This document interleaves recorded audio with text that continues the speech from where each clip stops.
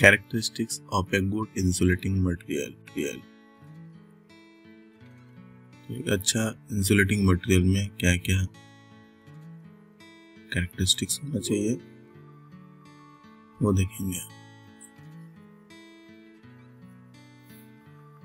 First, very high insulating resistance. तो उसका जो इंसुलेटिंग रेजिस्टेंस जो है बहुत ही हाई होना चाहिए, जितना ज़्यादा होगा उतना अच्छा है कोई भी insulating material. Second, high dielectric strength, low thermal expansion. Thermal expansion low होना चाहिए, नहीं रहा तो अच्छी बात है, लेकिन ज़्यादा नहीं होना चाहिए। यानी जैसे वो हीट मिलता है और वो एक्सपांड होता है, ऐसा नहीं होना चाहिए कोई भी एक इंसुलेटिंग मटेरियल। फोर्थ जो है, non inflammable when expose to arcing.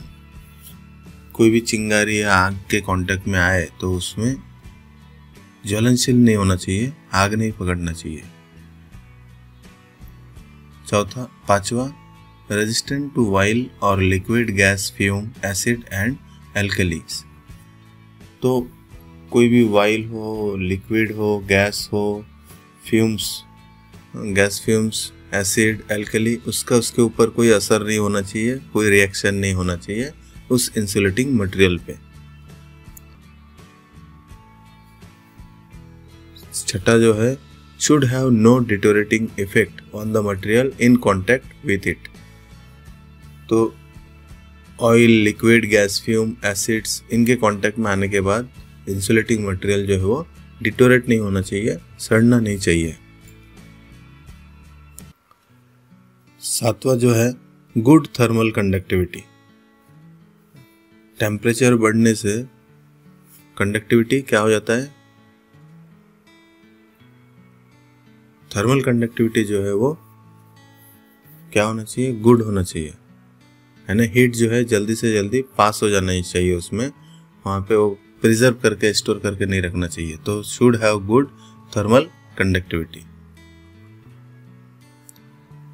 High mechanical strength, तो मजबूत भी काफ़ी होना चाहिए कोई भी इंसुलेटिंग मटेरियल जो है, उसमें यह महत्वपूर्ण कैरेक्टरिस्टिक्स है, हाई मैकेनिकल स्ट्रेंथ।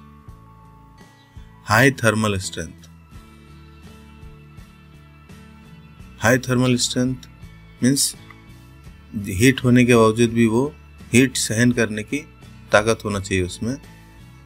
उसके बाद नेक्स्ट 10वां जो पॉइंट है, should be resistant to thermal and chemical deterioration. तो यही है कि ज़्यादा टेम्परेचर से वो पिघलना नहीं चाहिए या जलना नहीं चाहिए, तो वो thermal resistant and chemical deterioration जो है वो नहीं होना चाहिए। Should be resistant to moisture absorption, और उसमें एक खास ये प्रॉपर्टी होना ही चाहिए कि वो मॉइस्चर को एब्जॉर्ब ना करे। मॉइस्चर, कोई भी इंसुलेटिंग मटेरियल अगर मॉइस्चर को एब्जॉर्ब करता है तो वो कंडक्टिविटी उसका बढ़ जाता है, उससे वो लीकेज हो सकता है, पंचर हो सकता है, या फिर शॉक का खतरा हो सकता है उस इंसुलेटिंग मटेरियल से। ठीक, तो ये 11 जो है इंसुलेटिंग मटेरियल का गुड कैरेक्टरिस्टिक्स है। ये कैरेक्टरिस्टिक्स जो है उसमें should have possessed these characteristics in the a good insulating material. Okay, thank you.